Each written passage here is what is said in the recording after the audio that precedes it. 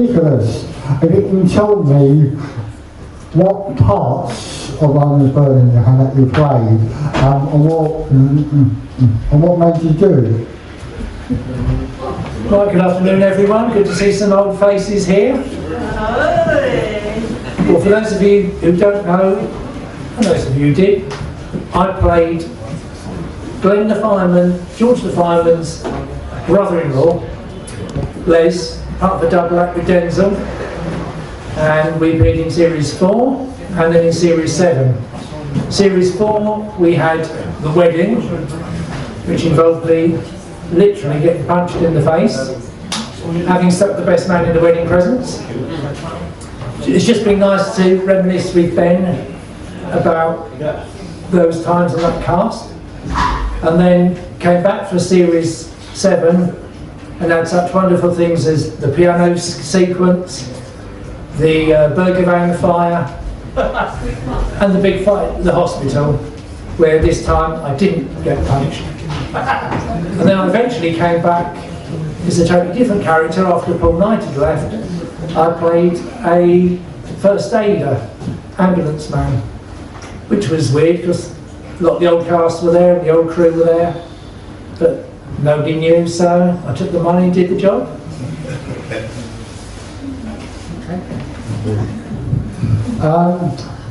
Has anybody got any questions for Nicholas?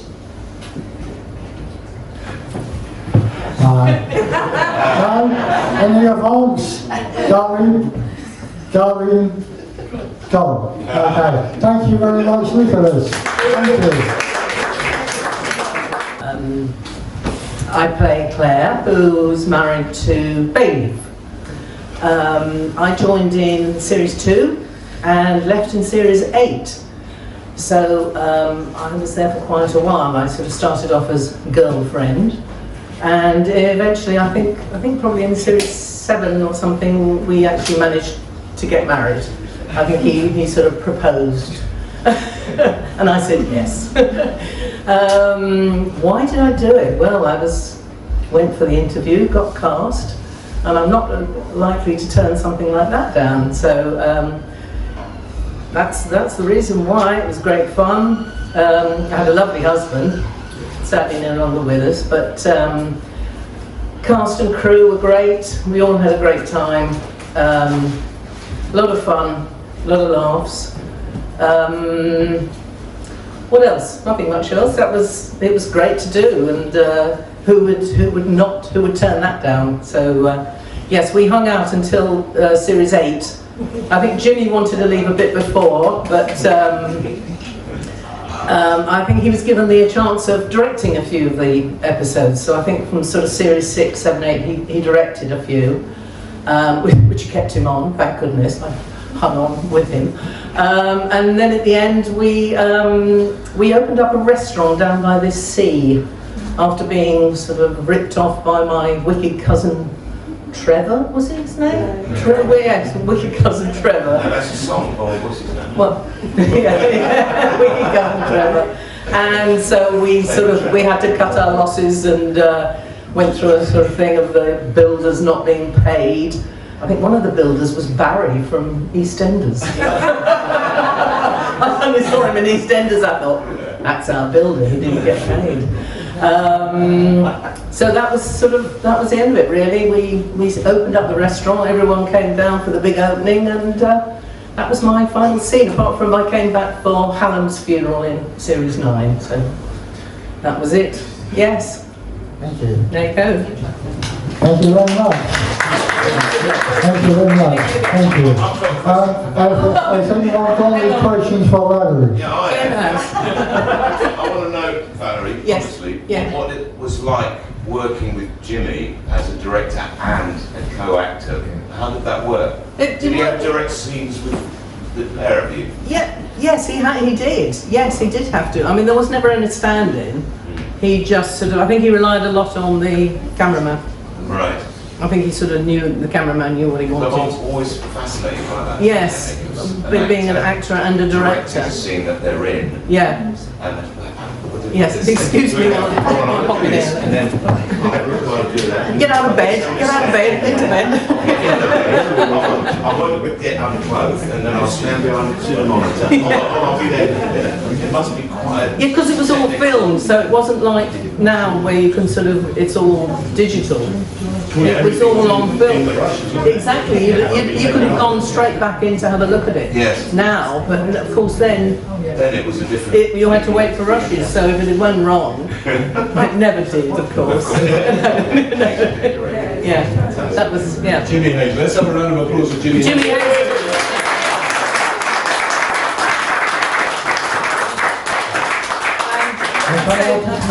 Yesterday was his birthday, or would have been. Yeah. I'll tell you a story about Jimmy Hazelden. He was always far more impressed about his career being on the opening reel of a football show where they'd have celebs playing football, and he scored this cracking goal. And it was on, so he got it on repeat every time it was shown. And he was so much more thrilled about having a brilliant goal that he scored on telly, than all the fantastic stuff he did. He's a big Man U supporter. He was great. He was great. Yeah, I know. He was a lovely friend. That was the first thing he asked me, what team do you support? I said, sorry. Okay, thank you very much, Valerie. Thank you. Jenny, the long that joke's been told so many times. So, yeah, hi, I'm Jenny. I played Marion 1 in series 2. Annie knows more than me. And I came back as the ex-wife to Mark, to Vaseline, tried to, under the auspices of him owing me money. I meet his current wife, who's in a bit of a state, and she's just had a baby, or she was pregnant, I can't quite remember. And so I sort of inveigled myself into staying there and then plotted to try and destroy their marriage and get him back. Seducing him one night as he rather clumsily got into the wrong bed. Let's remember his name was Vaseline. He's slipping around everywhere. I then befriended his wife, tried to break them up, but actually what it did was actually bring them closer together. And I was there until the sad death of Vaseline and of Roland. And at the end of the series, Kath revealed that I told her that I was pregnant, and I had hoped that that might continue into the next series, but it didn't. So I suppose I was a bit of a bitch from hell in a way, but it was quite a comedy storyline at the same time, and I really loved doing it. Yeah. Okay. Has anyone got any questions for Jenny? And the reason that I took the job was because I got offered it at the interview, which doesn't happen anymore. So when I went to the interview, the producer said to me, that was great to meet you. I said, great to meet you too. So what are you doing on May the 19th? I said, I don't know. He said, good, because you'll be here. That doesn't happen anymore. So that's the main reason why I took the job, was to be offered it on the spot. How could I say no? And I also knew Mark a little bit. I didn't know him terribly well, but I knew him a little bit. So going into work with someone that I knew made it a bit easier, less scary. Because it is quite scary going in on a big successful TV series, and you're coming in and you know really only for one series and you've got a really good storyline. But it's still nerve-wracking because you think everybody else is so famous and you feel like you're going in and working with the stars, which I was, actually, to be fair. So, round of applause for the cast. The regulars who made it such a great show. Thank you. Thank you very much, Jenny. Thank you. Well, that's quite funny, really, because as you do as an actor, you just go up for the role and you audition. And at that point, I didn't have any script, so I just had like sides and stuff, and they talked to me about it. Anyway, they cast me, which was great, you know, and I'm doing the gig, and then I've got the script, and I read the script. And now this is for the pilot, obviously. I didn't make the series, as most of you know. So anyway, when they cast me as in the pilot, I read the script, and I'm like, got the main, it's my story. It's me, who's fireman, what's my name? Fireman Lewis, what's the first name? What's the first name? You don't know, do you? You don't know. I call him David, but he had a nickname, was Ethnic. Fireman Ethnic David. Lewis, yeah? Yeah, cool. He knows everything. So anyway, I get cast out and I look at it, my story and the female character's main story in the pilot. But I get killed at the end of it. And at that point, you didn't know there was going to be a series, so it was happy days. You know what I mean? I'm leading this thing and it's my story. Great, great, great. But then it goes to the series. And I'm not in it, and they start saying, yeah, great, great. The producer says, don't worry about it, girl. I'm going to get you in, and we're going to bring you back. We're going to start it all over again. You know, we're going to get you back in there. And then Dallas is on, and then Bobby walks out of the shower after dying. So that could put my aspirations, and I never made it to the series. But it was fun. I did enjoy doing it, and had so much love. I was saying to Mark as we came in, I always remember that the wedding. And when he was getting married to Marion 1. And when we were there in the church, and literally, when they say his full name, was it Roland something? But he has a middle name as well, didn't it? Was it Roland something? Anyway, we literally,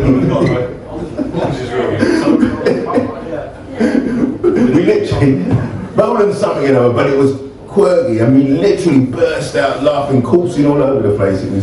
It was fun. It's a beautiful memory of that show. It was so much fun to do, and all the firemen stuff. Because we actually at that time, I don't know if they did it afterwards, but we trained for about 2 weeks, and you had to go a couple of days. Was actually being on a real fire station and staying there. I was at Cattle Fire Station, and then you had a couple of shouts, and you went out, you stayed overnight, and you went out on a couple of shouts. And I had one shout that was seemed pretty dramatic. We get there, it's an old woman's in this house, and it's pissing out with water. We went out and shit, man, this looks like she must be drowning, coming through the doors and everything. We kicked the doors down, and she was watching TV, and it was just the bath that was just overflowing. So it wasn't as dramatic. Well, we didn't want it to be any worse than that, but that was my experience on the show.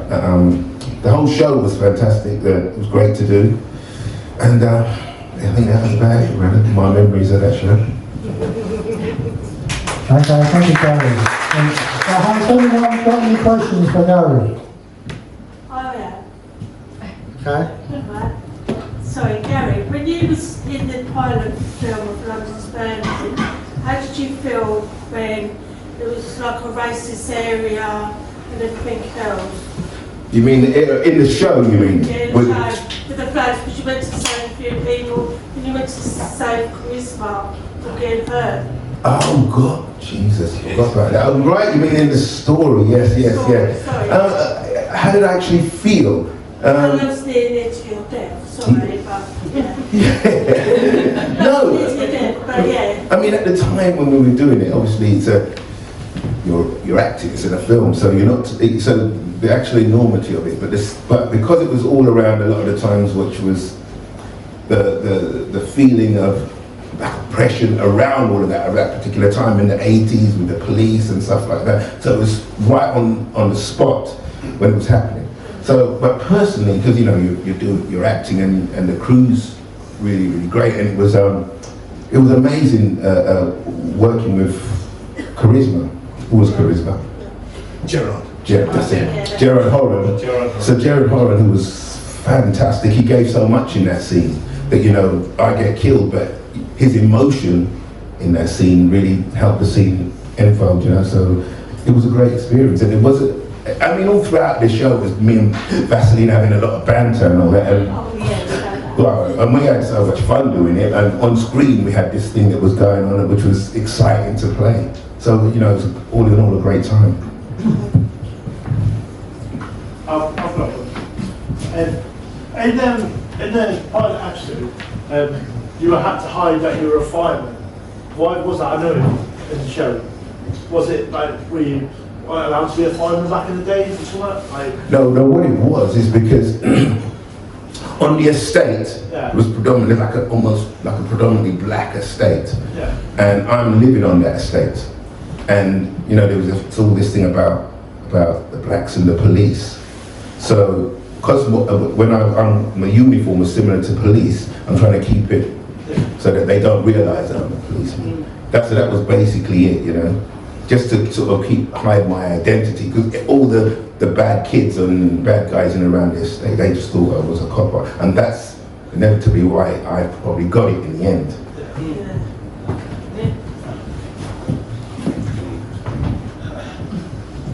Is that it? We're good? Any more questions for Gary? No?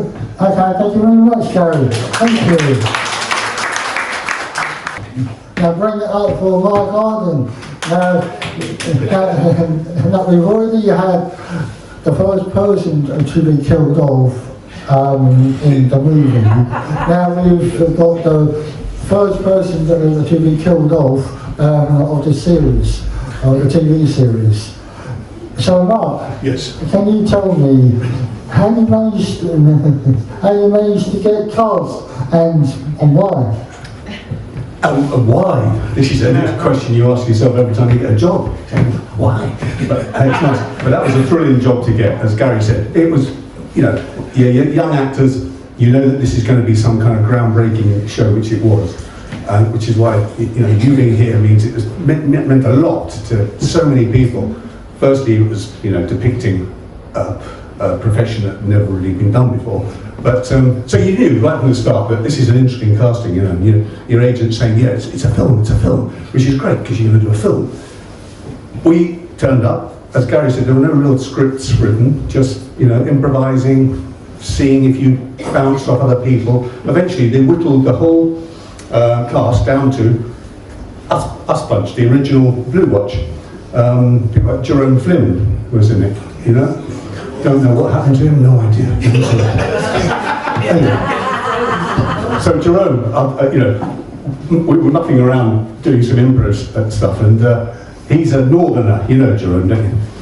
So we were doing some improvisation around the table. Not all of us, but there'd be 2 or 3, then you'd be asked back again, then there'd be someone else, and then there'd be Gary and myself there and someone else, and then it'll be, the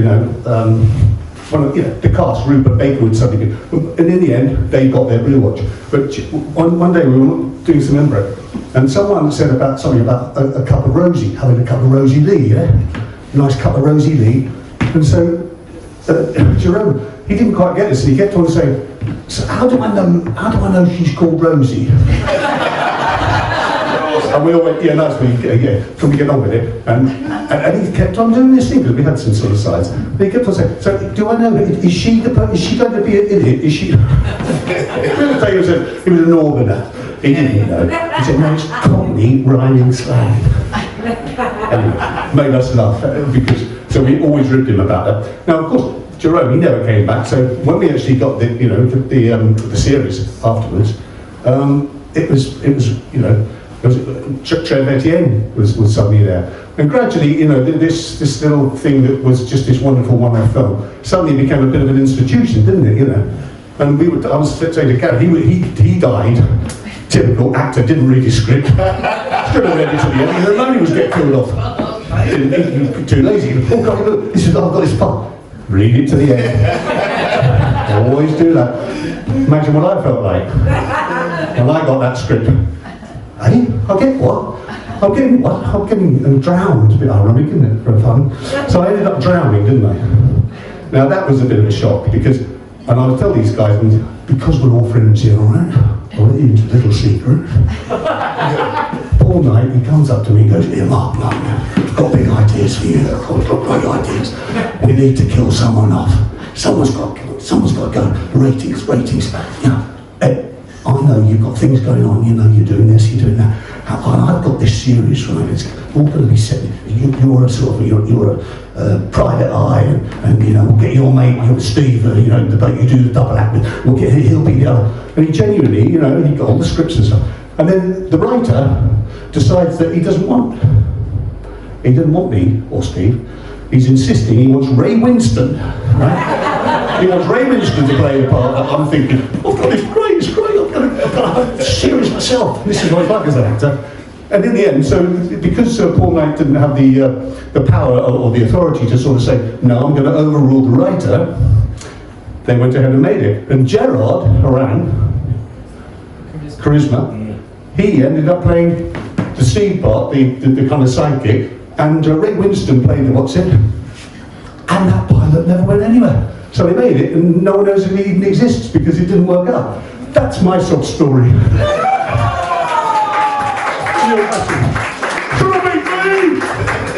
No, but that's that's the kind of life I was an actor. That's what happens.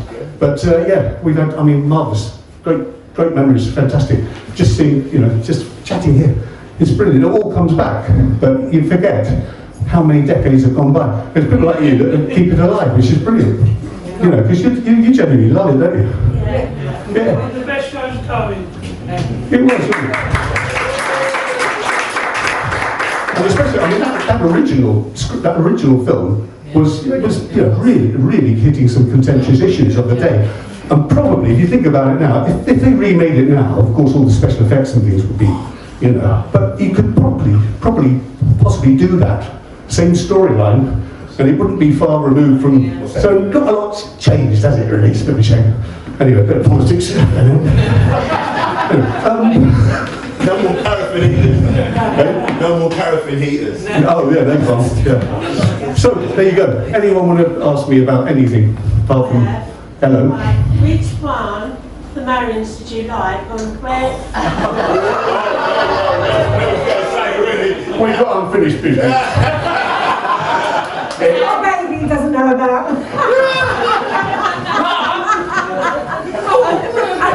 Marion won you there. Yeah, no, I shudder. Whenever I meet a Marion, and I have done, I always have a little shudder. I mean, it's true. You go, Marion, not that Marion in my I was a life. bitch from hell. They were all lovely. I can't remember the third one. Oh, no, I never knew the original one. No, I was Marion 1. We never met Marion 2, and Helen Blizzard was the third Marion. But we never met number 2. Number 2. But you, the joke was it got married 3 Yeah. times and they were all called Marion. No, I did a spin-off series with Marion 2. Did you not see it? It's a lovely sitcom. It's very funny. Even when you got your what's it called, the acid on the legs, man, the nurse was called Marion as well. Yeah. Yes. And I found a photo. I should have bought it. I found a photo of me in bed, but it had a plaster cast on it. Yeah. And every now and again, when you move house and stuff, or you find a box and you open the loft or something, and there's always a photo that comes out. There's some really lovely photos. But I should have bought them, but then you'll be wanting to have that particular photo. So I might as well keep something to say to my children, look, I was on television. Do you still have haunted nightmares like Marion's? No, they're very pleasant dreams I had. Not nightmares at all. Yeah, that was lovely. Again, when you're doing a series like London's Bird, you do have a responsibility to all of the, and I've realised this when you're not one of the main parts. You have a responsibility to all the other actors that come in. And I think Jenny, as you said, it is quite, when you're walking into someone else's set and they're all the family, and they're all kind of like, oh, that's great, they all know each other very well, and they're, familiarity, and they're playing scenes and dancing and this, that and the other. You come in as a guest, it's quite difficult. And I think that the London's Burning, we were always very generous to the cast, which meant that whoever and whatever you were doing, whatever parts it were, it really helped the sense of, just not to do with it necessarily the idea of family and stuff, but it just meant that the casting was quite high standard. You know what I mean? Yeah. And because after going in as an actor, you feel safe, you do better work. Yeah, because as soon as you're welcomed in, and it doesn't. There again, I didn't do series 32, whatever it was, but I didn't last as long as that. But, maybe by the end, maybe it was like, you kind of methodically going through your paces, there's another script, it's kind of, but those early days and those early series were very exciting, very exciting. There you go. I can carry on talking. Thank you, Andrew. And what about your moonlighting? How did you manage to get away with that? Well, I did actually, I was moonlighting while I was doing London's Burning. I had a paper round. I kept a paper round going for years. I was up 6 o'clock, then I get to 8 o'clock. Yeah, there you go. Okay. Thank you very much. Nice one. Nice one, Doc. So I can recall. Yes. Yes. Recall, hello, recall. So you tell me how you managed to get yourself cast and why? Why? We've all answered that question. You just turn up for an audition, mate. Don't you get the message? You're an out-of-work actor. Your agent says, go and turn up in this room and meet these people behind a desk and do your best. And hope for the best. And in all seriousness, I'll tell you exactly why I got the job, because I was brilliant in the moment. And I'll explain why. I'll explain why. I was a house husband at the time. Do you remember that concept? Yes. When you're an out-of-work actor and you're the one that can look after the baby. You know? Yeah. Well, I was one of those blokes. And my son, who was a difficult, he's now 35, but he was a difficult handful. And I was at home with him, endlessly screaming at me and demanding.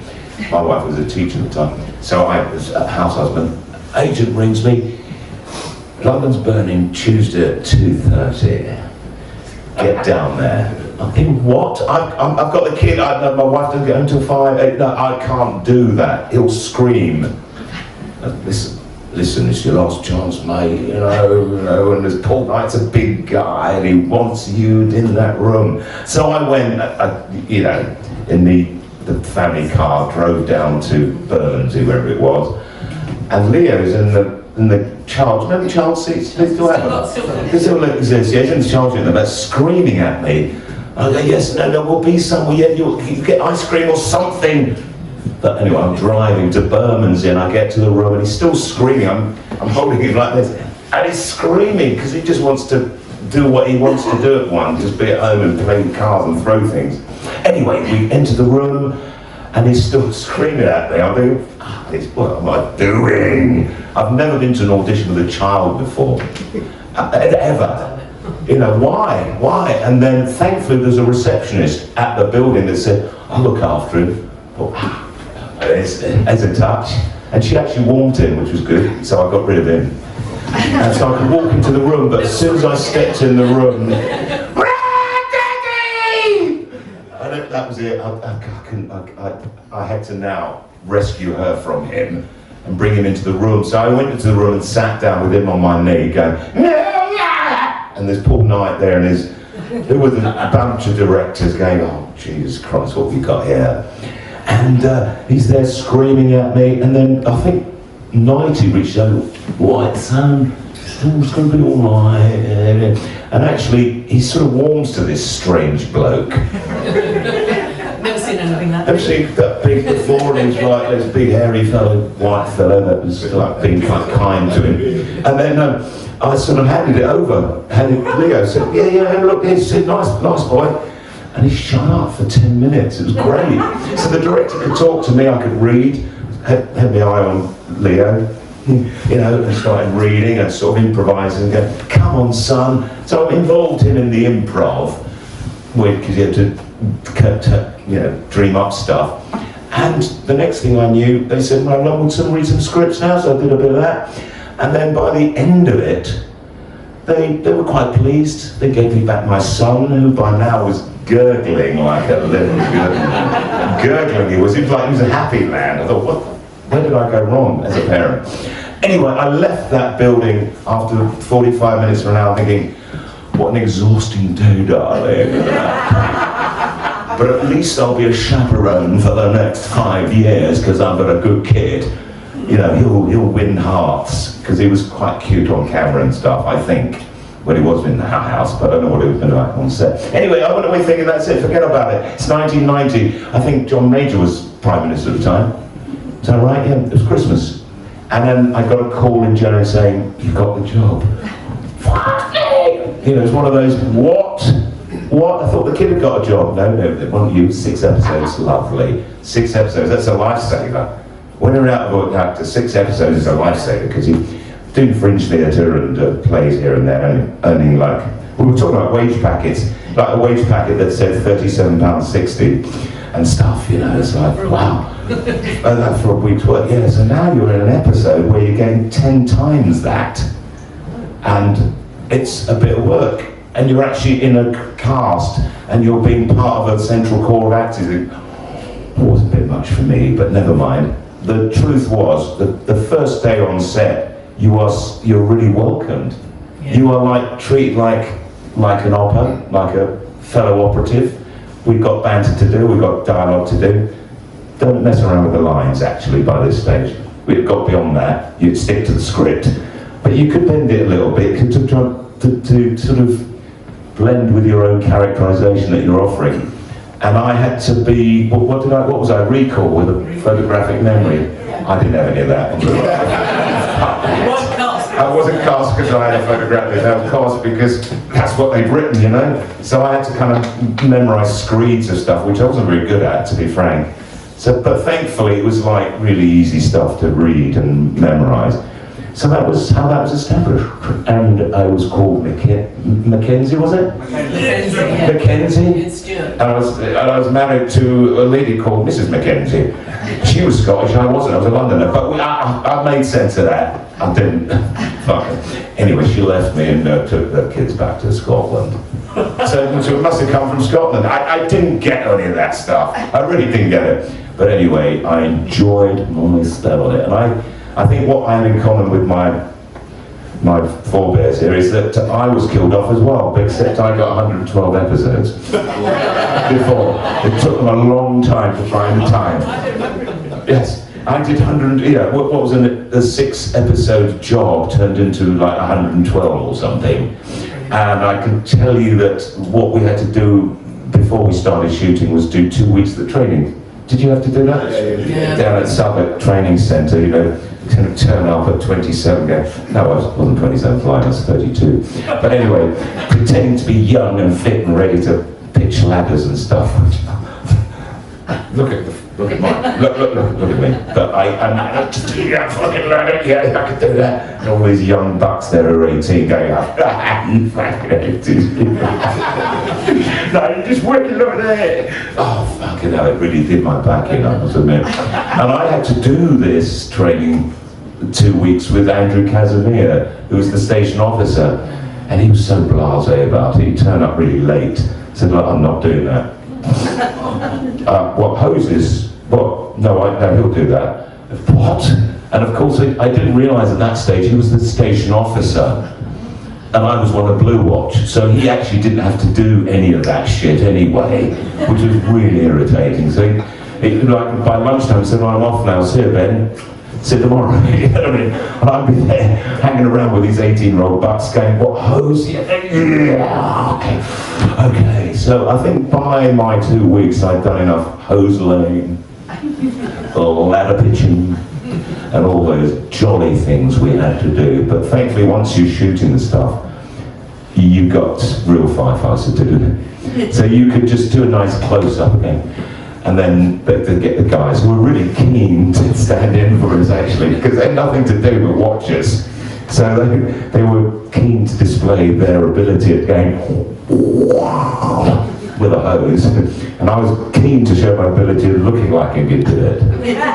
You know, so that was all great stuff. And pitching ladders, we just do the close-up and going, but they're the guys that go, and we go close-up going,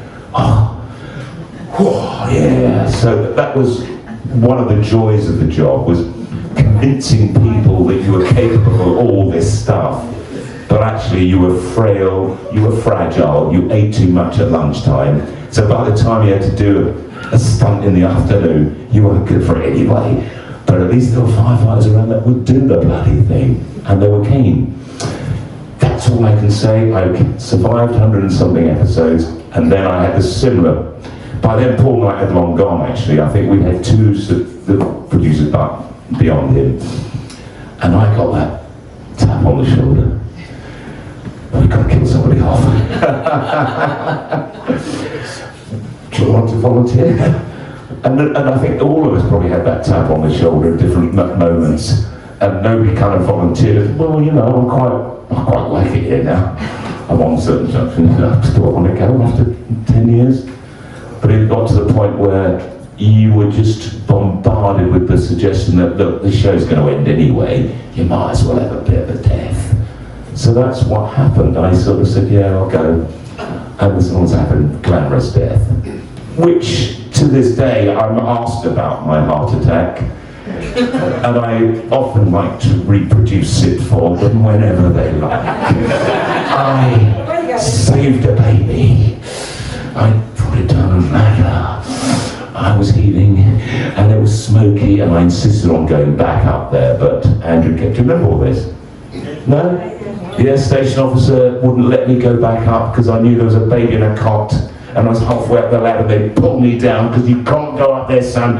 You haven't got any BA on. It's against the rules. And I said, no, I've got a baby to save. And they dragged me off and sent somebody with BA up there. So I'm just deflated, dispirited, and I collapsed and had a heart attack. No.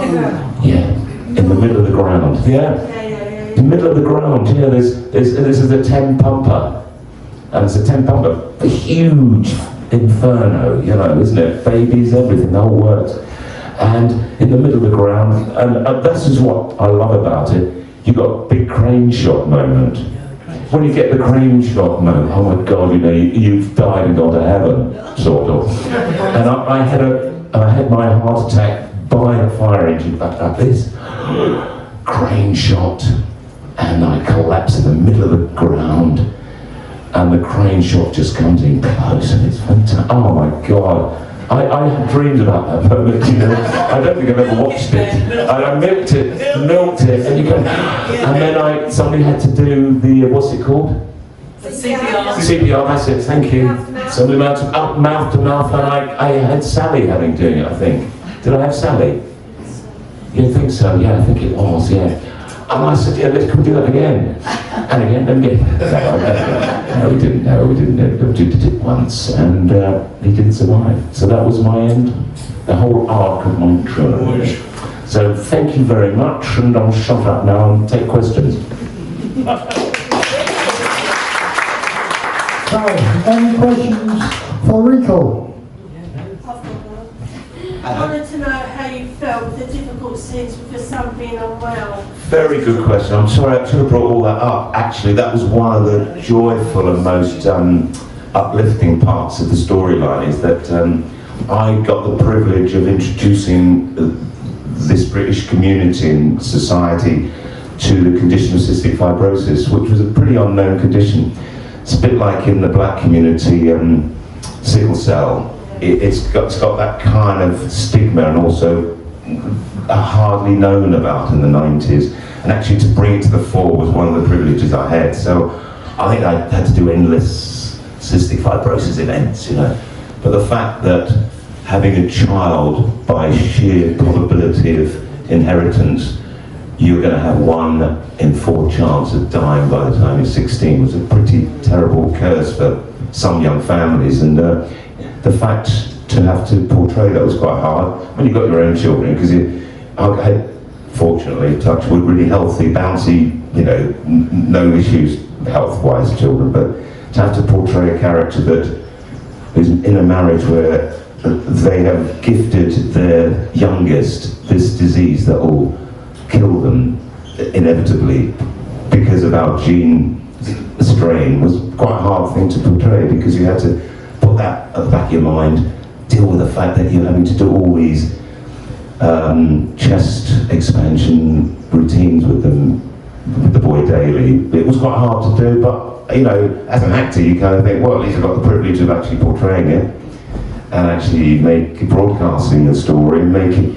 And now, from what I've learned, as it's 2025, I think the average child now has a far longer life expectancy. It's probably gone up to 30 or 40, whereas then it was a teen. So you know, but yeah, I think that was going to happen. I didn't know what CF was. You know what I mean? It's like, whoa, that's a bit of a heavy one to do. But you know, you just do it. You kind of feel it. That was quite good with playing this character as well. Oh my God. He was he was had those big eyes that when the camera I thought, God, that is meant to be my child. I think my son always just got pissed off with that, I must admit, you know, because this guy had fantastic face, didn't he? Yeah. And his expression was also needy, but haunted. And you knew as an audience these parents are trying to make him feel good, but actually he hasn't got long to live, you know. And he was very dependent on us too, wasn't he? Yeah, so it wasn't hard to play, but it was made easy by having a child that was that receptive to what we had to do in those scenes. So, you know, I'd come in close and the camera would be on his face and go, oh my God, this is hard, you know. He's really given it large, and he did it quite naturally, that boy, you know. He just looked the part, didn't have to say much. Yes, Daddy. Yeah, I can't help you with this, Daddy. And you can't go, bloody hell, I don't have to act here. It's actually all there in front of me. So it was for me an honour to do. Hotel Fire, Of course. Series 11. Thank you. Really? Was I there? Yeah. The hotel manager. Oh, what about the hotel manager? Oh, yeah, he played you. Oh, well, that was a big court case, wasn't it? Yeah. Yeah, and you blamed me for what? Remind me. For hitting him. Oh, that's right. Did I cuff him? Yeah. Oh, I didn't really cuff him, did I? I might have done, because he was being obstructive, and actually he was a dodgy operator, we discovered in the end. Yes, right, it's coming back to me now. He was a dodgy operator, and he didn't want the fire brigade involved because it would be exposed that he was a dodgy operator. And I think I cuffed him. But I had justification, is that right? Yeah. I don't know what you're asking me. To defend myself? Whoa! As recall, I said I did the right thing on the night. You know, he was trying to prevent us from doing our job, saving 100 or so people's lives, but he wanted to stop us because, like certain people in the governments now, want to cover up things. And I wouldn't let him. So I cuffed him. So, and I think probably nowadays he'd probably be he'll be on trial, wouldn't he? I think so, because you're not allowed to cuff people, really. But even if there's a justification which actually has a long-term benefit for the rest of the community, but I got away with it in the end, didn't I? Yeah, you did. Because he was up front. Did I get a caution? Bloody hell, I don't know, I got away with that.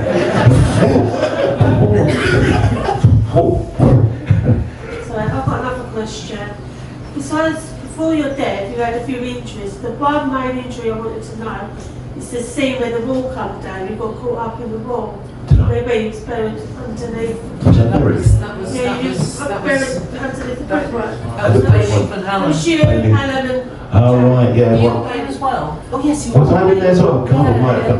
Well, probably what happened was a lot of polystyrene was on me, okay, and a lot of sort of talcum powder, and then I brushed it aside and got out of it, you know what I mean? But the rest of it I really can't remember. Do you know what? It's really hard to answer these questions because being in 100+ episodes, I was probably in about, 80 fires and a few conflagrations like that, and I can't really remember specifics, to be honest. Recall, which is a travesty. When you think about it, it's a travesty, isn't it? How I got the job, I don't know. Hello. Hello. When you shaved your beard off, was it you as a person they asked you to do it, or did they just do it for the sake of? No, I had to. No. It was a new directive in the fire brigade that facial hair was now. It was not allowed. What's the word? It's not allowed because apparently it conflicted with the seal of the BA. So it was a health and safety issue that you couldn't have facial hair, and. But you fought against it. But I fought against it. Recall. I fought them. Law and law won and all that. But it was actually the new law in the fire brigade. But I insisted on keeping the beard, didn't I? And I think the station officer said, it's got to be off by Thursday or you're out, kind of stuff, And they all, I think on a night shift they all shaved my beard in the dawn, No, I was I was pissed off myself because I liked having a beard, you know what I mean? That's how that's how I live my life. But it was just one of those things you do as an actor, isn't it? It blooms your facial hair, son. I try all the time. I've got when you had Vernon as your lodger. Clean film. Clean film. It's about so much laugh filming them scenes. Coming It back. was very hard to keep a straight face working with that actor. You know what I mean? Because he called me Recall. Am I Recall? And he'd be very particular about the way he lived in my accommodation. Yes. And oh God, but the way his delivery was always just hysterical. And his friendship with Poison Piers actually was another thing that made us all think, what a weirdo. But of course, because I needed a lodger, he was there all the time. And I had to step over. It's all right, Recall. I used your tea bag, sorry. He lived in a van normally, but yes, I provided an accommodation against my better judgment. What a reminder, it's fantastic, yeah. So, sorry, you also had signal with you as well. Did I? What what's the name kick him out? Oh, maybe he got kicked out, yes, and he cycled round to recalls, yes, with his bicycle clips. So you rearranged your living room around. That's right. I forgot all the things.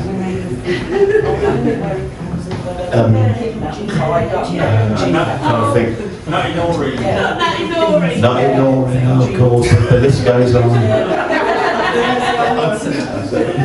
And I often think about how sad it is for my last love interest, because I don't know whether she had any more scenes in the show to find out that Recall had popped his clogs, because we're going to go and open a pub somewhere, weren't we? Is that the storyline? Yeah. That's right, yeah.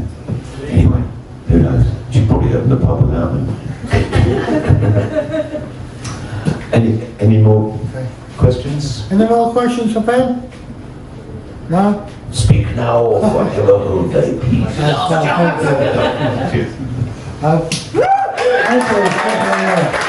Tracy Lapin Smith, step on down. Oh, what? Oh, she wants to stay up there. Tracy, who I was in a show called The Mousetrap last year, randomly. I played the major in it, and one evening I came off stage. Came to the stage door, and it should be Tracy, who remembered me from London's Burning 20 years ago. She was one of the chief stunt women on the show. That doubled for most of the women characters that were in car crashes or conflagrations and rolled out of hedges and buildings or whatever. And then she's in person. She came to see The Mousetrap with me in it, with her daughter, who's now doing stage management training in London. So there you go. Thanks, Tracy. So if you want to ask her questions about stunt doubling, interested? Is anybody interested in stunt doubling? Yeah, it's a fantastic world. Yeah. It is.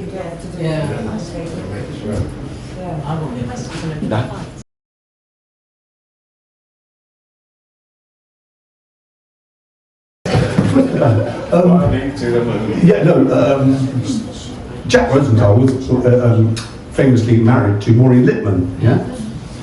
Did you know? You did. Yeah. So, he was always known originally for some really great play for the days and things like that. But when Paul was talking to us originally, when you first got up for this part, he was saying that this show has really had some fantastic research because Rosenthal, Jack, as I called him, it was his name, he had really spent a lot of time getting all these great stories, which is why, although some people think, no, that's all contrived and that stuff, apparently, certainly in the early stages, before when he handed over the reins of the writing, all of those stories were based on genuine, firefighters, dates me, didn't it? Firefighters, genuine anecdotes and stories, So we were, really thrilled about it. And wherever you go, Paul and I would always make out that, especially when you're meeting other firemen, that they would make out that they were the real person that it was based on. Wherever you went, there'd always be a firefighter. So, I'm Vaseline, that story, that was me. As if every single firefighter in the whole of Britain had all spoken to Jack Rosenthal. But he did have some really good contacts.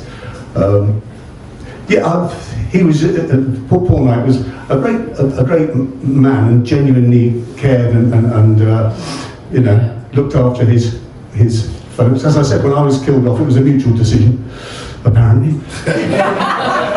And he let you know that. And no, before he died, he did actually come up to me and said, "I'm sorry, it didn't quite work out that way." I'm still going on about it, aren't I? I do remember actually, and I'm just going to tell you this, which isn't necessarily about anything, but Rosenthal used to come down to the set every now and again.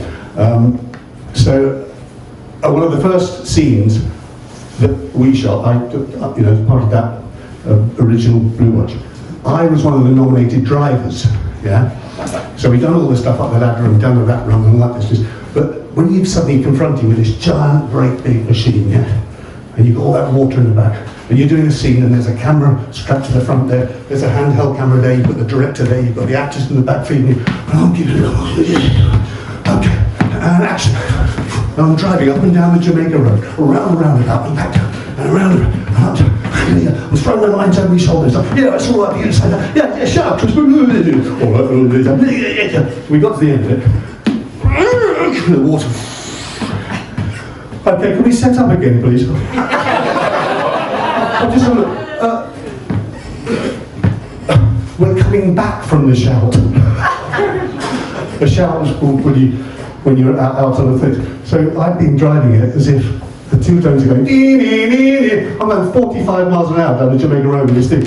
We're supposed to just be leisurely driving. It was the adrenaline, and no one, including the director, no one had actually, and that's when Jack Rosenthal said, I did write it, it's on the script, coming back from the shout.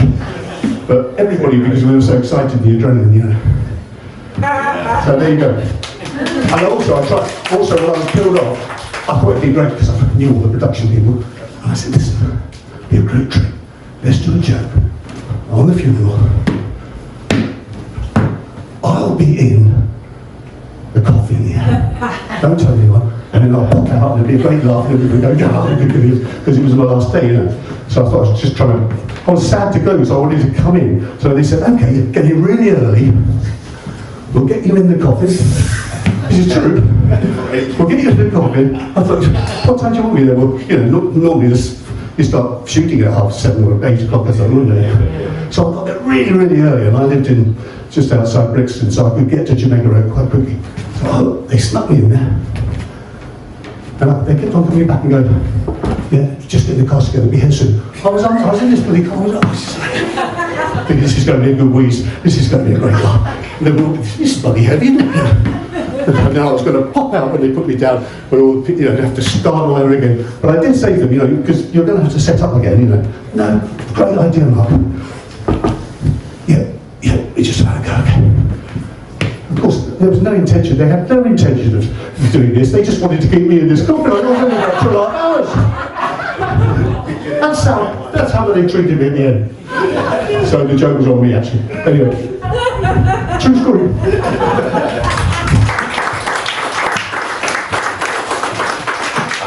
I've not got any stories, but I just wanted to embellish the Jack Rosenthal thing.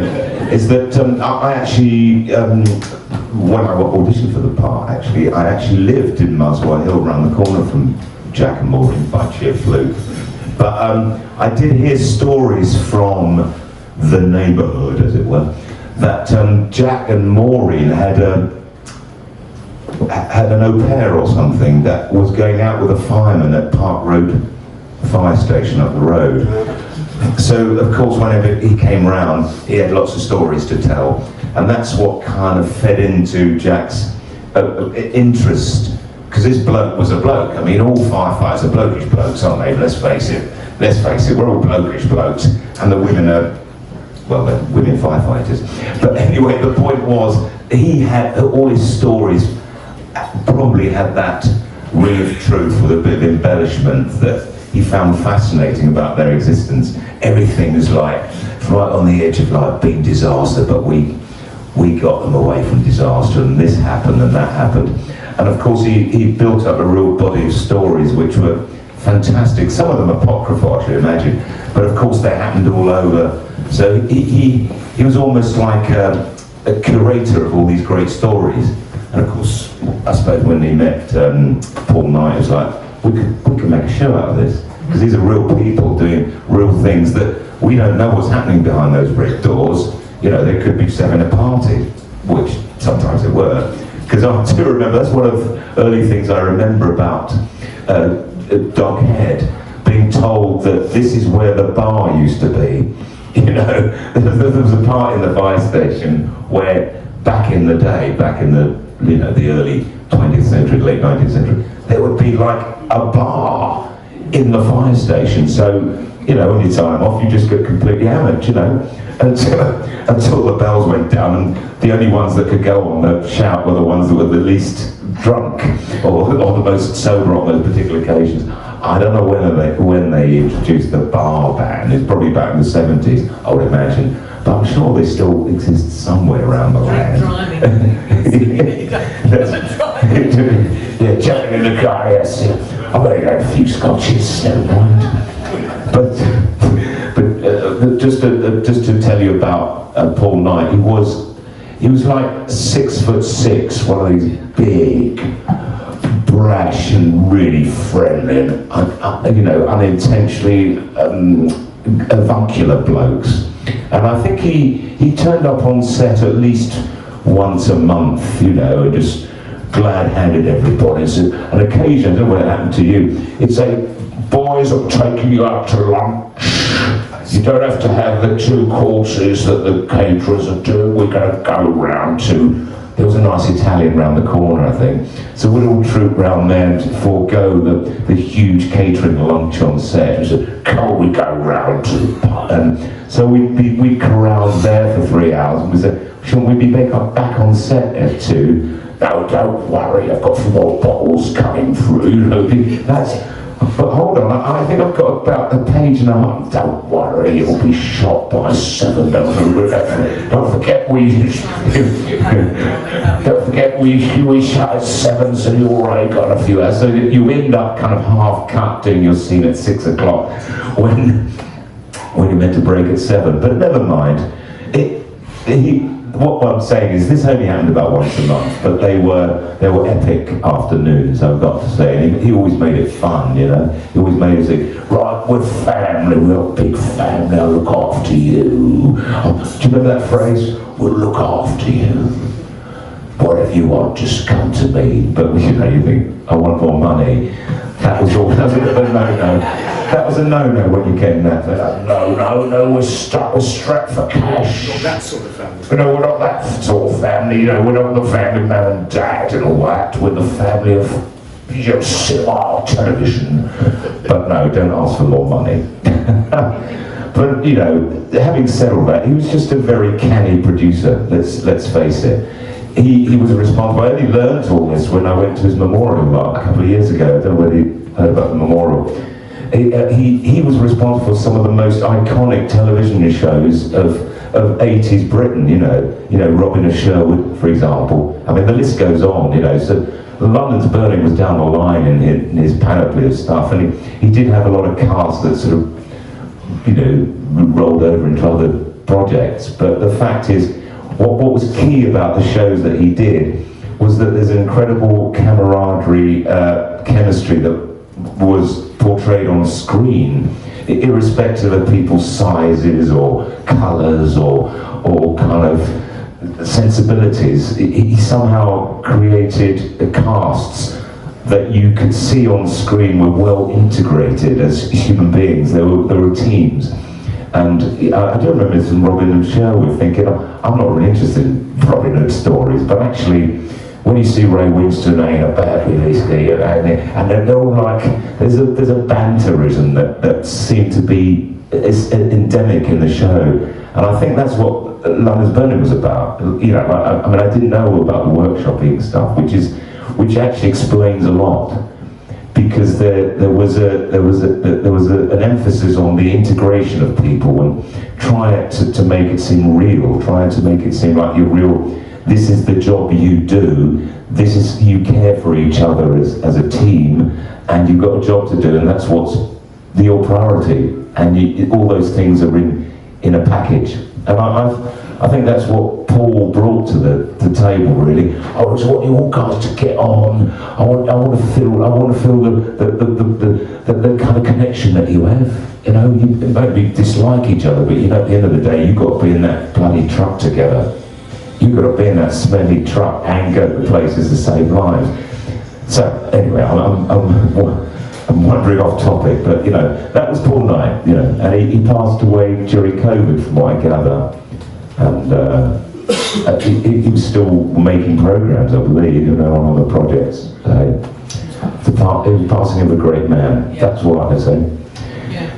Oh, thanks a bit of glasses sometimes. In negotiating, I do like to talk about. I'd just like to share a quick Paul Knight story. My situation echoed Ben's. I was a house husband, did it for 10 years. My wife's a teacher, and I'd done my first appearance, season 4, with the fight, the wedding. That was that. And things were tight because you've got a child to look after. Nothing's happening. And I just said to my wife, I said, you know what? I've got nothing to lose. I'm going to ring up Paul Knight and just see anything happening. So I took a risk and said, yeah, can I have Paul Knight's office, please? And they actually put me through.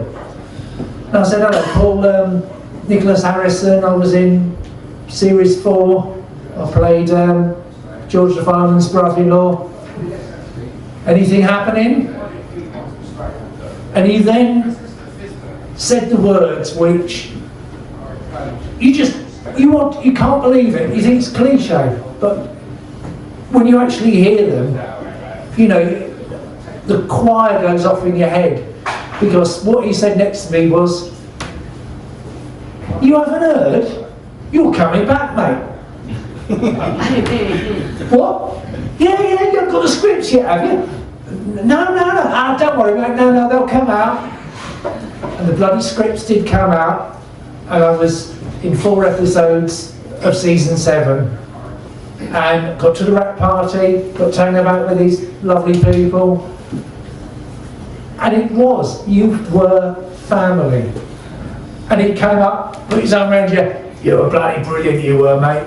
Love it. I'll have you back on there." Didn't happen. I tried to write a series based on my 2 characters. I had nothing to lose, because when you're a subsidiary character like that, you're just tied to the main fireman. And just like married, you're gone when you've served the story. But I had some just dealings with him, wrote him a script, I learned a lot. But it was just to be part of it, and the fact that we're talking about this all these years later, all remembering those moments when we walked in and we looked and we saw the faces, and there wasn't, "Oh no, you sit over there."